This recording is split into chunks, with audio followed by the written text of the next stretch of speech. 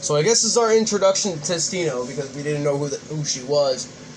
This is where we meet her. Okay, that explains it. But yeah, it is a lot of subquests we did miss out. I apologize. My brother was antsy and he wanted to play a lot of stuff, so that's why he did. Anyhow, now we're catching up to it. So let's continue, shall we? Tistino pauses for a moment and tilts her head, then comes out with her question. It only took you half a day to get here, Dry Crunch. Those ether power traps are not easy to get through. How did you pass them so quickly? Well, actually, I've been following the ether trail that Philo left for me. It isn't a direct route, but it leads to the ruins without getting caught in any traps. If followed carefully, I should be able to reach the ruins in a half day or so. Why, that's cheating. I wish I knew how to follow your secret trail. Please let me follow you there. Tistino gradually begins to look more and more like a ghost. You said you were a librarian, right? I don't think it's a good idea to lead you to such a dangerous place.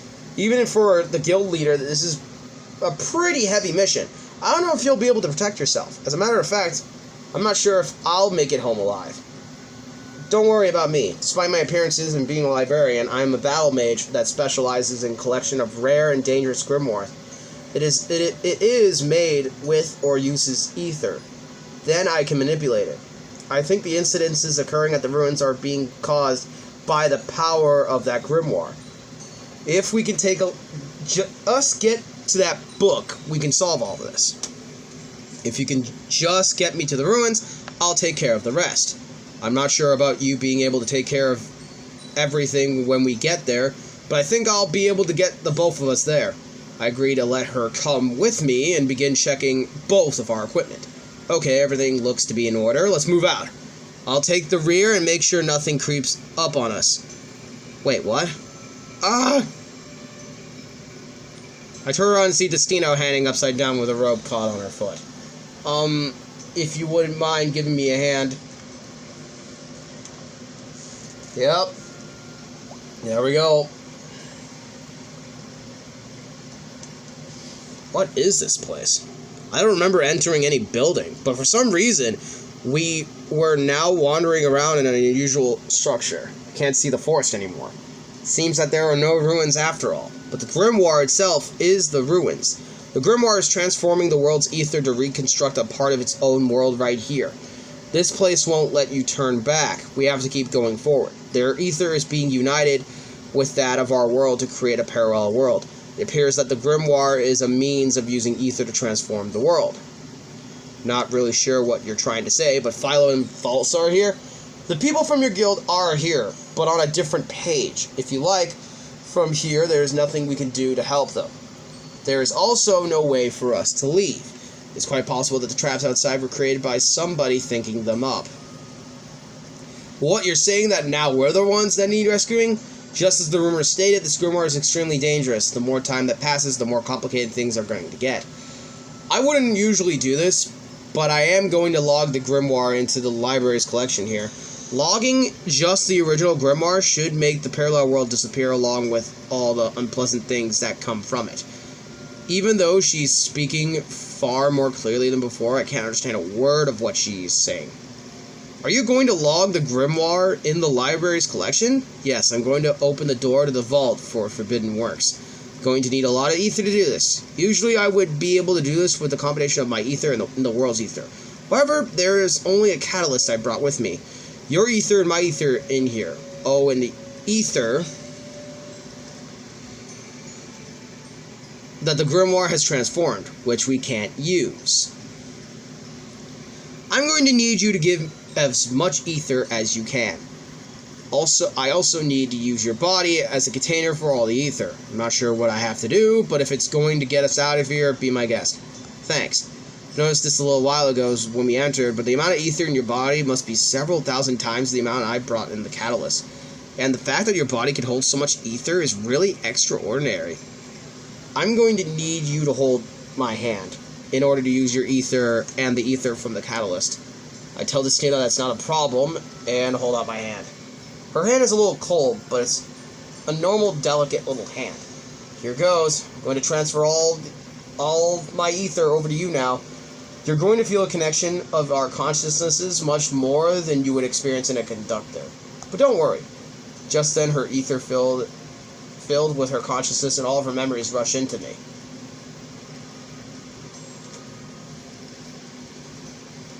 She had loved books, and going to the great library in Grata has always been her dream.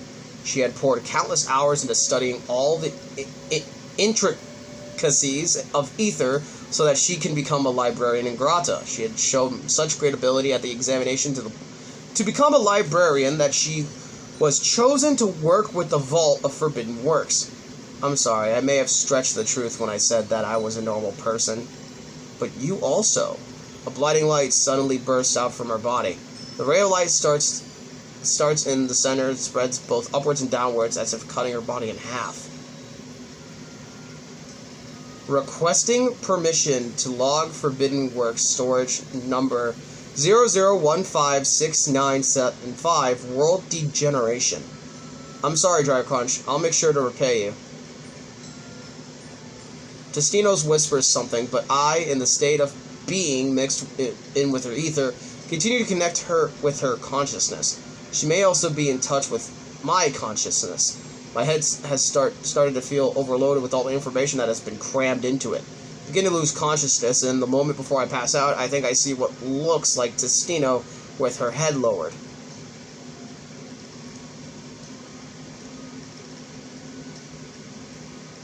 Where am I? I've seen this ceiling before. It's my ceiling. You're finally awake. Good morning, sleepyhead. Philo, you're all right?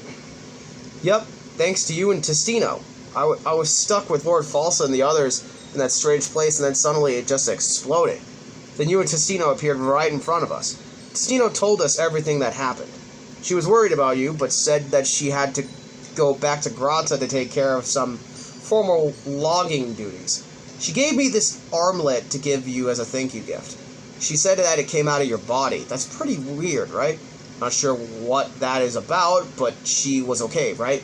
What about Lord False and the others? They safe too? Everyone is good. A few people were a little weak after the ordeal, but with plenty of rest and nutritious food, they were soon up and around. If we had been there much longer, our ether would have withered and our souls would have perished before our bodies. Good thing we got you out when we did, then.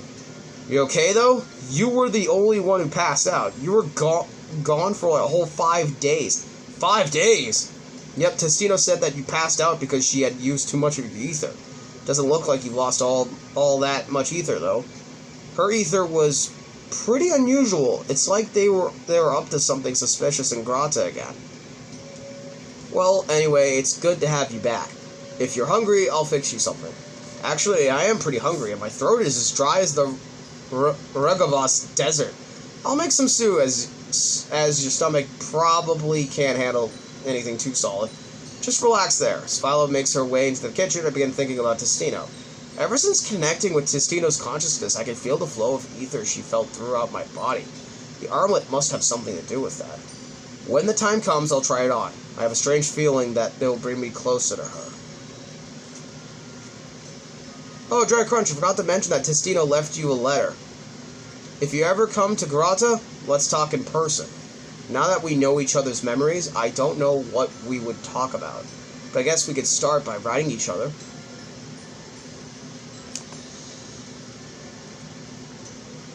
That is insane.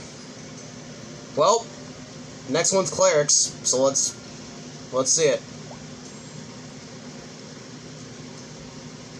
The other day, a young prospect that hasn't yet reached the minimum guild age requirement came to sign up. Things were starting to heat up in the reception, and I just happened to be passing at the time, so I decided to hear the young girl out. Can you guess what I did next? Yesterday, there was a report of a massive influx of monsters into Regavos. The kingless people of Regavos were thrown into a frenzy of panic. A party of recruits was immediately dispatched to bring the situation under control.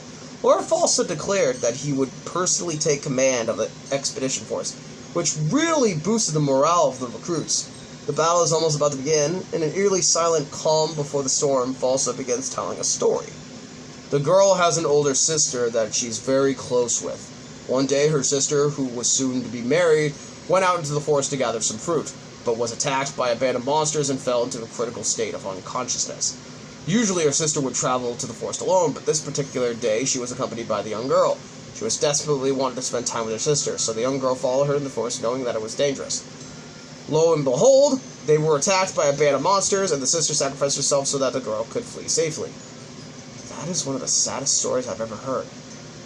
I buttoned my lip and continued to listen to Lord Falsa tell this horrific story so nonchalantly. The sister's state of unconsciousness seemed to drag on endlessly, so the parents of her groom-to-be decided that she would no longer wed her. The groom-to-be said that he wanted the sister as his wife, even if she never regains consciousness, which put both of their parents in a really tricky situation. He was still very young, so it seemed so unfair for him to be fled down with such a burden. Lord Falsa is talking, but it doesn't seem like his words were registering with himself. Almost as if he was just dispassionately uttering out words of facts and words that came into his thoughts. After the incident, the young girl came to sign up with the guild. She wanted revenge on the monsters, but I think the real reason was to punish herself. Deep down inside, she blames herself for her beloved sister's future being snatched away. I didn't know what to say to this poor young girl. She had an indisputable reason to sign up, and I thought there was nothing that I or anyone could say or do to save this girl from her anguish.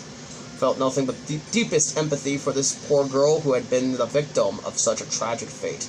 However, as the leader of the Master Guild, I thought about her situation more and realized that revenge should not be her main priority.